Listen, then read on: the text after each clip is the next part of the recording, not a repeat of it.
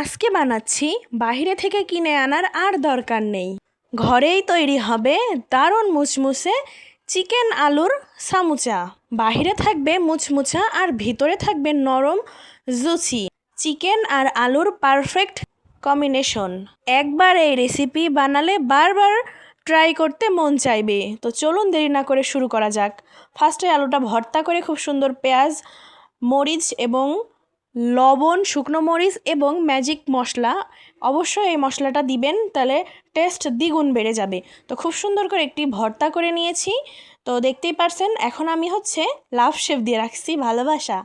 তো রুটি একটা বলে নিয়েছি, নিয়ে খুব সুন্দর করে পুরটা ভিতরে ছড়িয়ে খুব সুন্দর করে লেয়ার বাই লেয়ার ভাঁজ করে এখন আমি সামোসার শেপ করে অর্থাৎ 3 কোণা করে কেটে নিয়েছি। দেখতেই পারছেন কি সুন্দর হয়েছে। এখন আমি সরাসরি খুব সুন্দর করে তেলে দিয়ে দিব।